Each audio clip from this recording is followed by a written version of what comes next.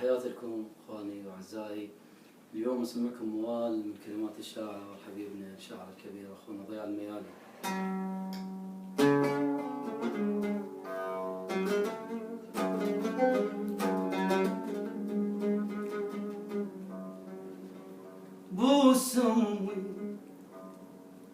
بوس امي يا غيم ونقط الماي على جفوف اليدين اللي كبرتني.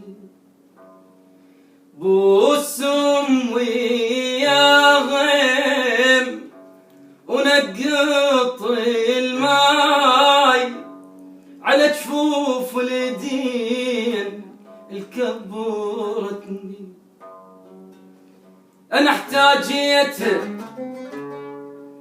احتاجيتها من محد وياي، وروح الضايقت ما تحملتني.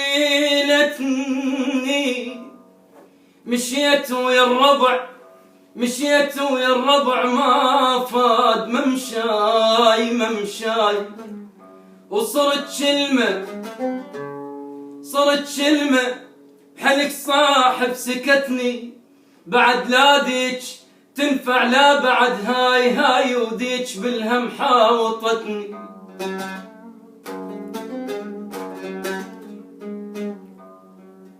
ايش قد انطيها فرصة هاي دنياي،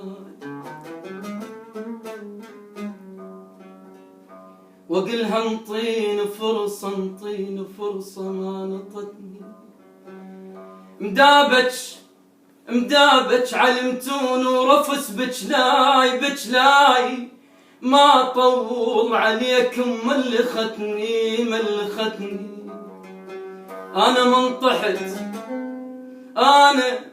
منطحت عافتني مناي، وخانت يسرتي ما قومتني. صحت يما يا يما صحت يما، وقبل ما يوصل نداي لقيت امي ويا صوت الاه اجتني قالت هاي يما. صحت يما وقبل ما يوصل نداي لقيت امي ويا صوت الاه اجتني قالت هاي يما، وبكت وياي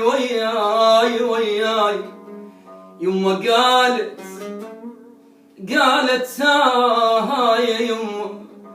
قالت هاي يما، وبكت وياي وصرت دموعها بس ما بكتني.